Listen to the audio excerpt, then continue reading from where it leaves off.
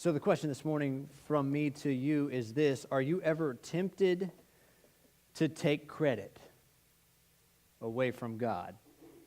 Are you ever tempted to take credit away from God? Or maybe it's this way: are you ever tempted to think you are capable or able to do something that you're not? Or maybe it's this way: are you ever tempted to think you can just do it all? Maybe this will put the rubber on the road for us.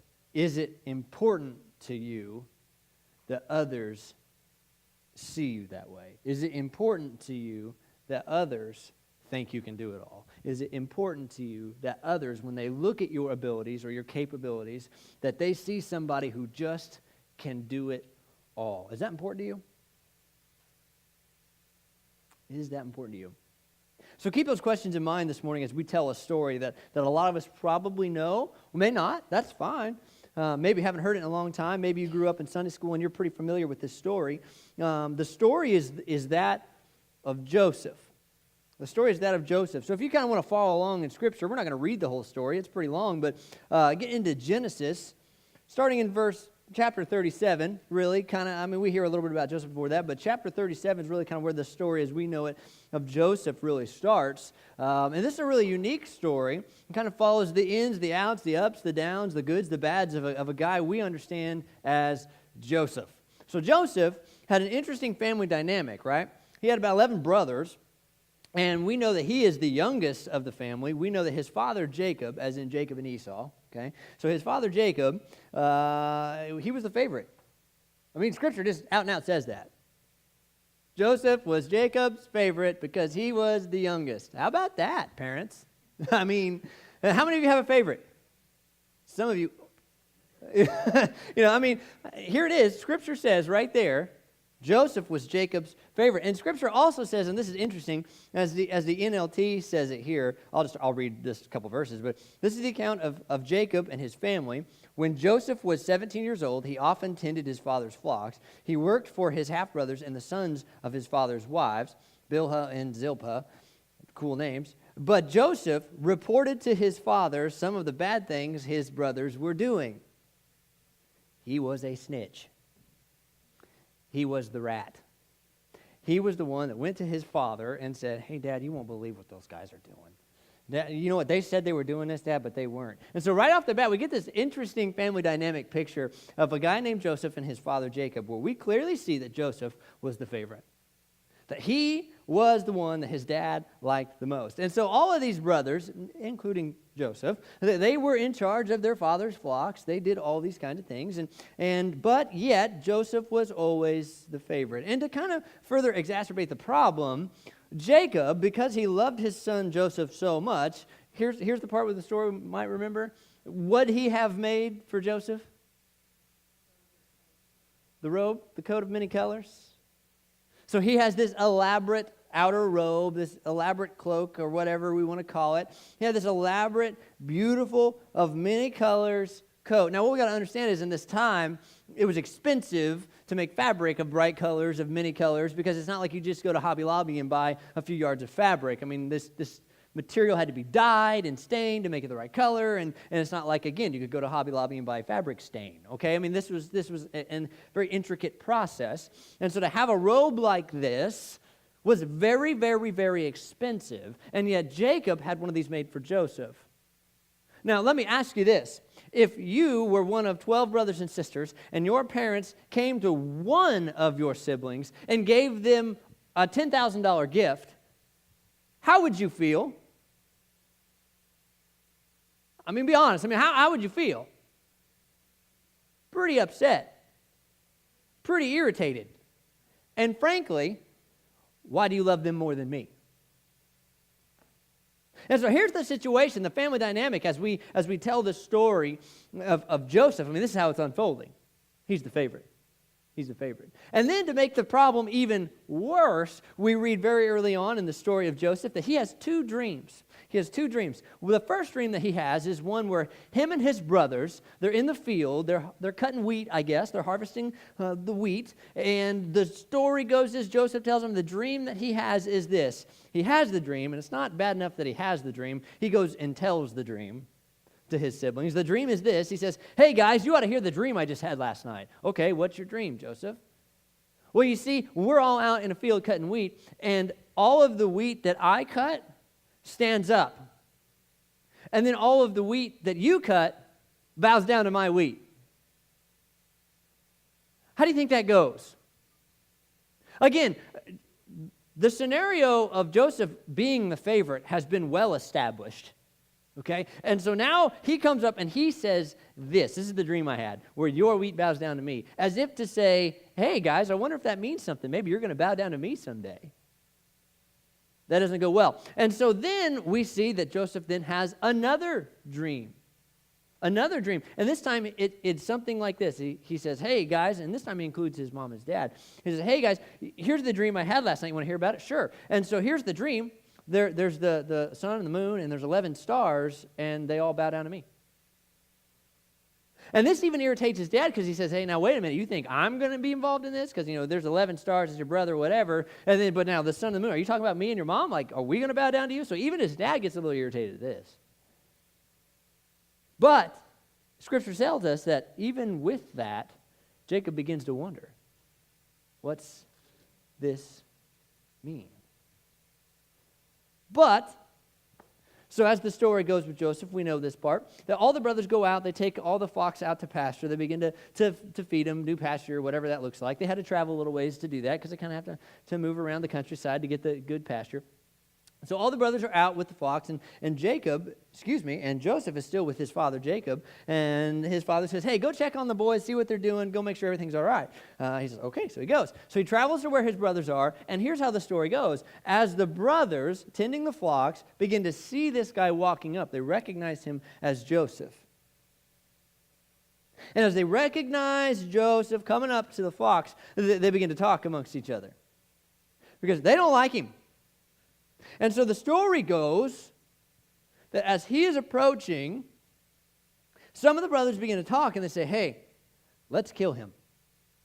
We're sick of it. We're tired of it. We work harder, whatever their explanation or excuse is. We don't want him around anymore. Let's kill him. Okay, let's do that. Well, then another brother pipes up and says, hey, guys, come on. We can't kill him. He's our brother.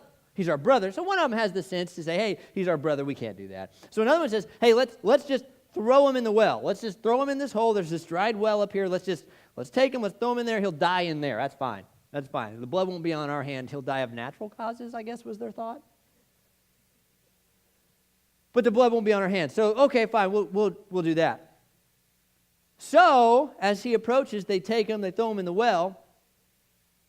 And again, one of them's like, hey, I really think we should kill him. No, we can't do that. And then one of them says, hey, here's what we're going to do.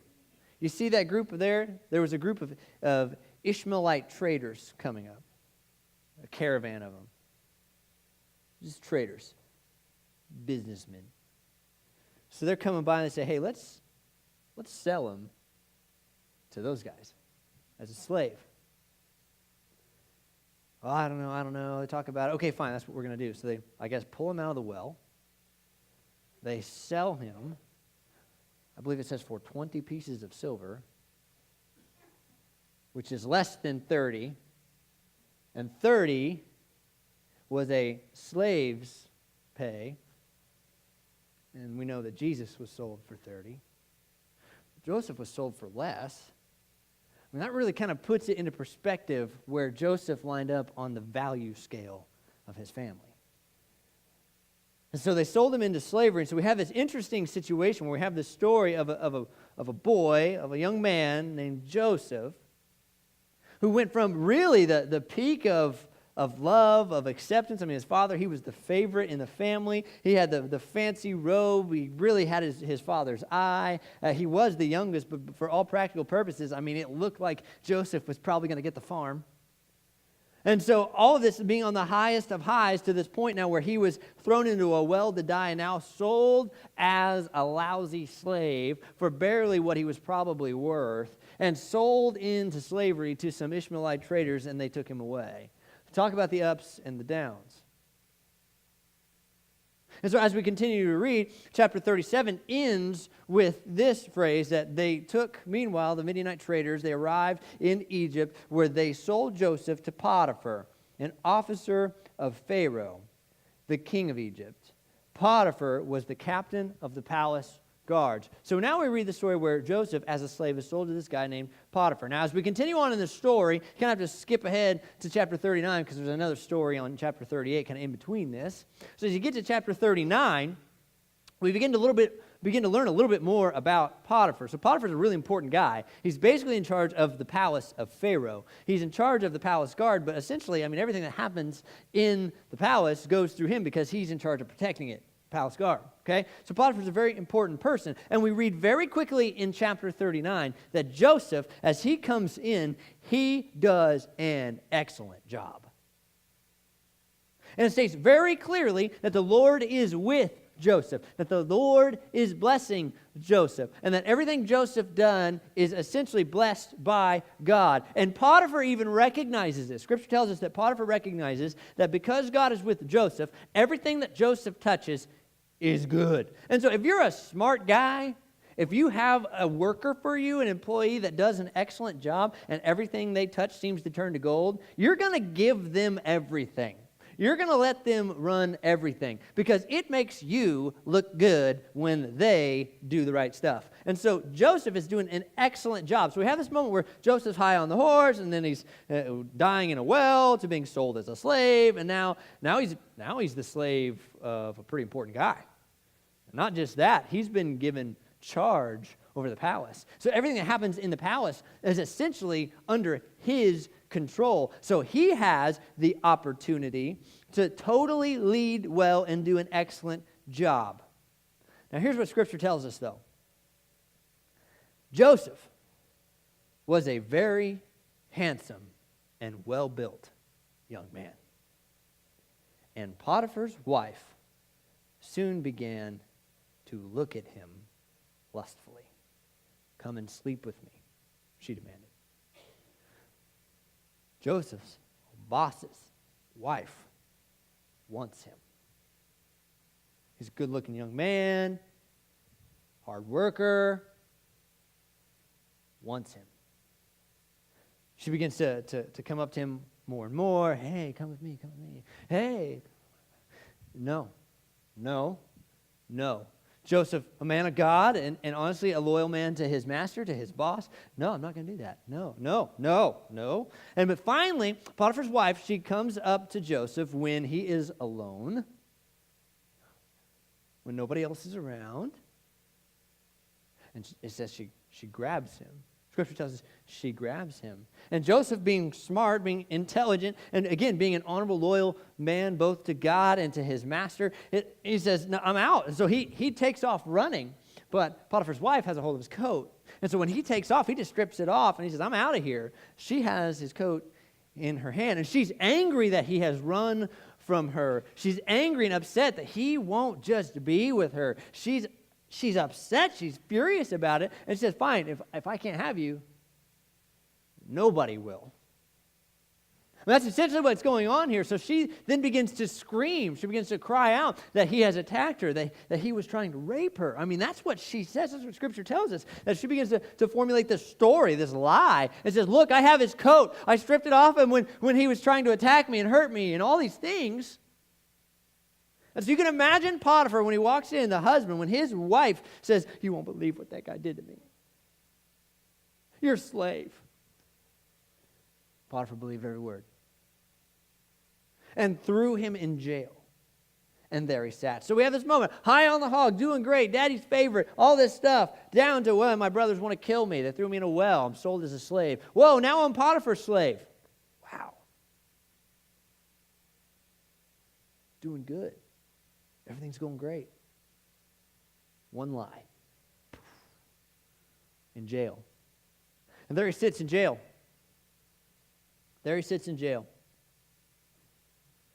God does interesting things. God begins to equip Joseph again, even in the jail, where he caught the eye of the warden of the jail, the guy in charge of all the prisoners. He began to be equipped in a way that the warden saw that Joseph was special, that he had talent, that he could lead, all these kinds of things. And he says, you know what, Joseph? You do such a good job down here in jail. You're in charge. And you have to stay here. But you're in charge, so all the prisoners, they're under you. You gotta tell them what to do. They'll listen to you. You're in charge. And so even as he's in jail, God begins to use him and equip him, and put these things, these abilities in his tool belt, so to speak. And so he begins to lead the prisoners, however that looks. I don't know how long you've been down there. And then there's two prisoners that show up one day. It's a really interesting story. That these two prisoners, one was the Pharaoh's cupbearer, which what a weird job. Your job is to bear the cup. That means you hand the king his drink. Wow. What a job. So the cupbearer, he has in some way, somehow irritated the Pharaoh to the point where the Pharaoh throws him in jail. How does a guy who hands the king his cup mess up that bad? Then there's another guy that comes to jail with him at the same time, and this time it's the king's chief baker. Does your bread not rise? Is that how you irritate the Pharaoh enough to be thrown into jail? Either way, these two men, they show up into jail, and they're there for some time, and I don't know what they did, but they come out in the prison one day, and they're talking about the dream they had. They each had a dream, both very similar but different at the same time, and they're telling guys about it. Nobody knows what it really means.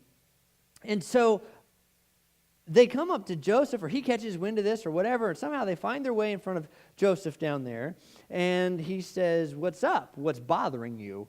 And we had a dream and nobody can tell us what it means. Can you tell us? And Joseph makes a very interesting statement in chapter 40, verse 8, where he says this: interpreting dreams is God's business. Interpreting dreams is God's business. I find that interesting in a little bit of a kind of a pointer in the rest of Joseph's story, where he says, he really could have come out and said, yeah, I can tell you what your dream means. Yeah, I can do that. In fact, I've had my own dreams in my life that I've been able to tell you what they mean and those kinds of things. I'm a bit of a dreamer, so to speak. And he says, yeah, I can tell you. No, he doesn't say that. He says, interpreting dreams is God's business. But go ahead and tell me.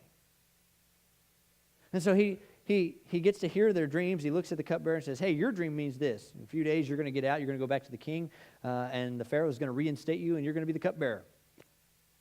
Then he looks at the chief baker, and he says, oh, okay, you're going to get out of jail in a few days too. But you, actually, Pharaoh's going to stand a pole on end. He's going to impale you on it, and birds are going to eat your flesh as you die. Oh. And so the story goes that in a few days, sure enough, they both get released out of jail, and they go before the Pharaoh, and the Pharaoh says, hey, I want you to be my cupbearer again. Boom, there it is. And he looks at the chief baker and says, sorry, I'm done with you. And he was impaled on a pole, and birds ate his flesh as he died.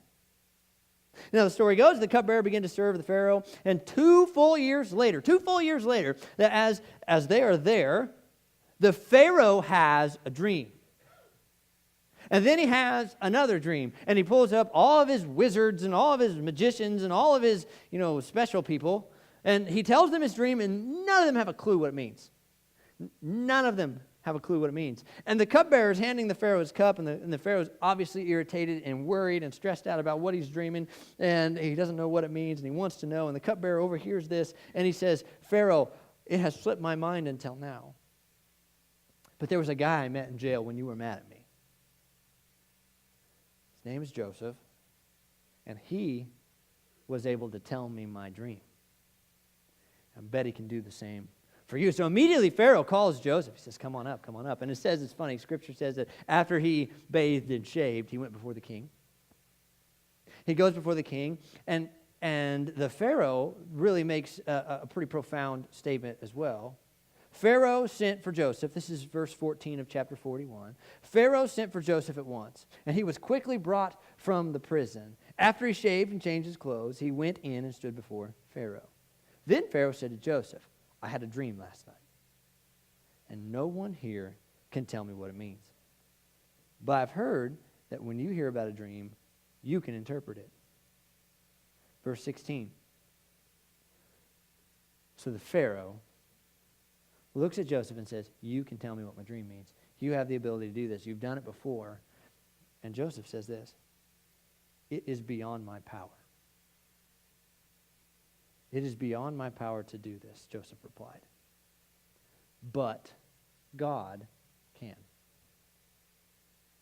It's beyond my power to do this, Joseph replied, but God can tell you what it means and set you at ease. So in that moment, Pharaoh told Joseph what his dreams were. Joseph was able to translate them, to explain them, to interpret them. And long story short, the dreams are very clear to Joseph that there was going to be 7 years of bumper crop, and following that 7 years of bumper crop, there's going to be 7 years of the worst famine that Egypt had ever seen. And from that story, we understand that Pharaoh respected Joseph so much and was so proud of him and was so excited to know what this dream meant and know that it to be true and know where it came from. It came from God. That he said, what's the plan? Joseph comes up with a plan. Who will lead this but you? And so Pharaoh puts Joseph in charge of Egypt. He is the most important person in Egypt other than Pharaoh. Daddy's favorite. Dead in a well. Sold into slavery. Slave to a powerful dude. Wife accuses him of rape. Thrown into jail. Becomes a very important person in jail. Translates a couple dreams for some guys. Has to stay in jail for 2 years. Pharaoh calls him out. Says, you can translate these dreams. He says, I can't, but God can. Then becomes the most important person in Egypt. Think about this for a moment. How do you think the story would be a little bit different? I'm just kind of analyzing it, trying to maybe look at a different angle. How do you think the story would be a little bit different if Joseph had accepted all the credit for his ability to talk about dreams?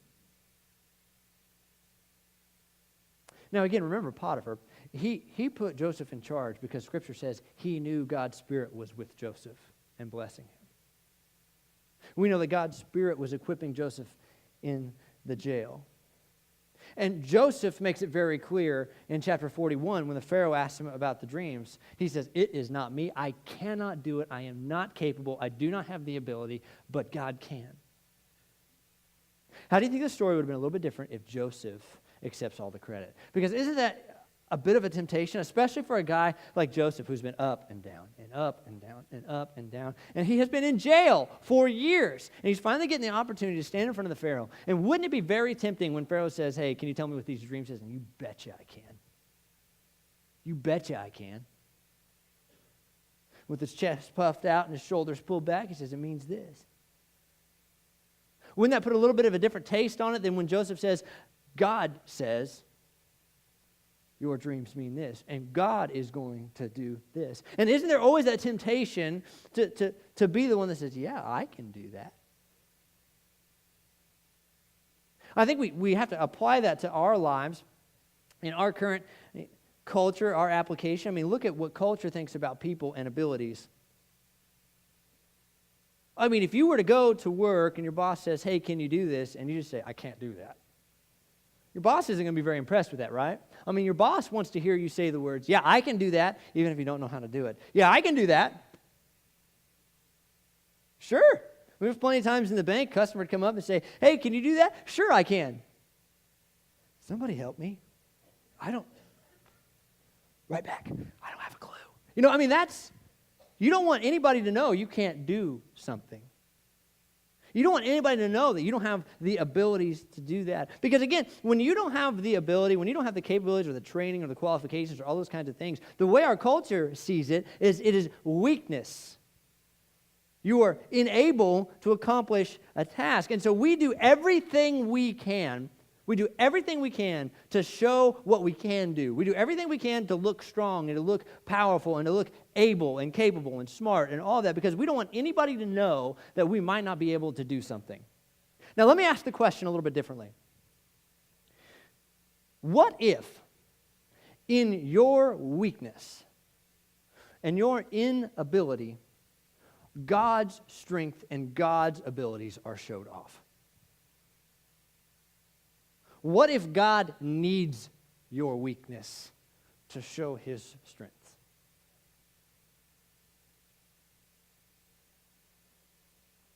In this story alone, a guy named Joseph who could not interpret dreams was given the ability to by God so that God could use him to lead an entire nation into Egypt. Joseph was the beginning of all of the Hebrew people being in Egypt. This is all a very intricate part of the story of God's people, that Joseph was the one who started this. The Hebrew people came to Egypt because Joseph was leading Egypt. He said, come here, be well fed, drink, be healthy.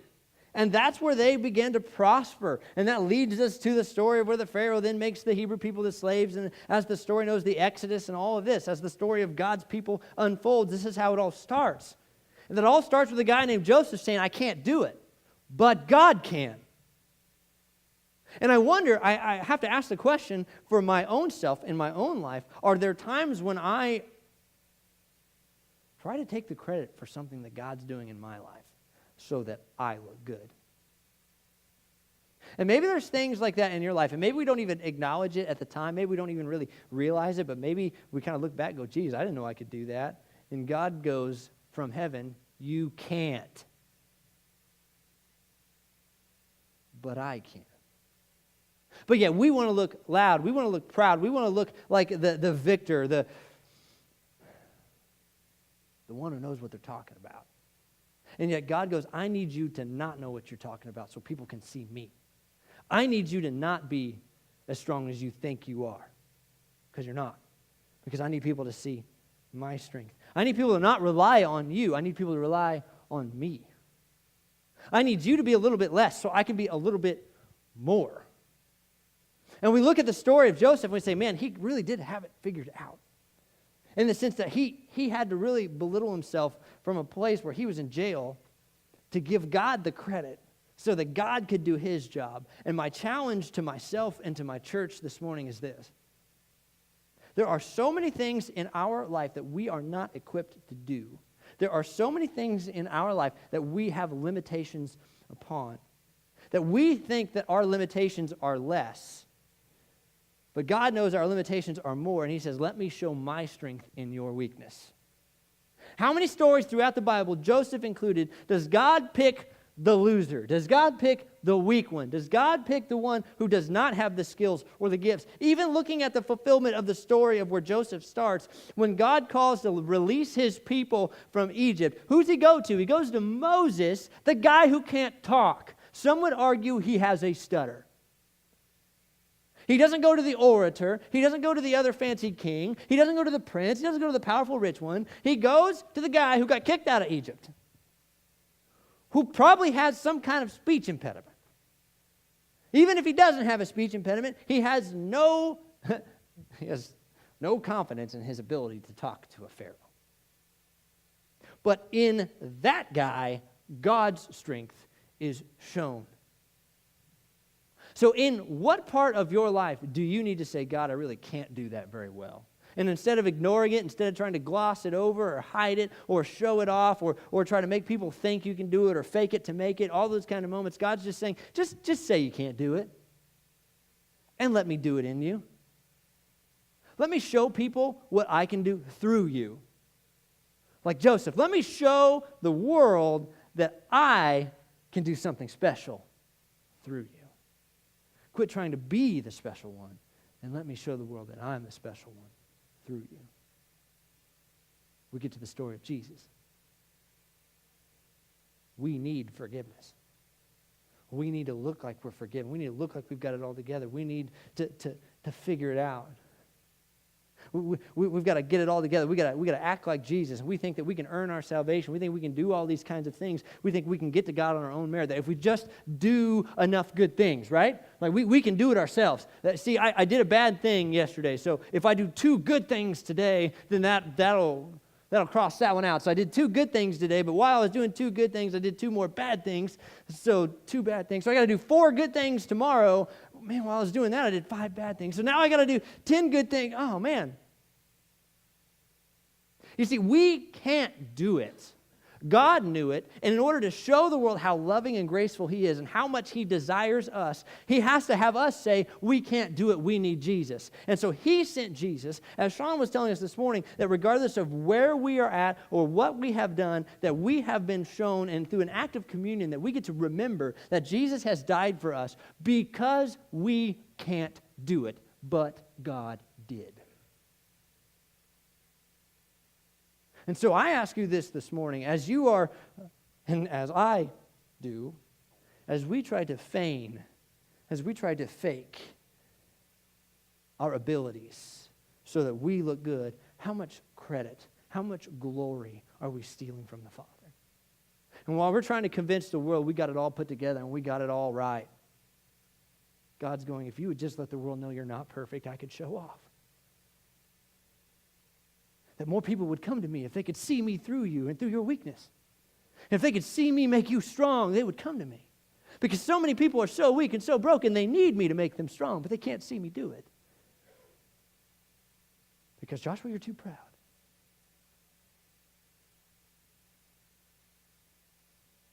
How many things in our life do we need to look weak so God can look strong? It starts with your salvation today. If you're trying to get it all together and look right before you approach God, you can't do it. But God can. Let Him do it in you. Let Him show you His power to overcome your weakness. I can't, but God can.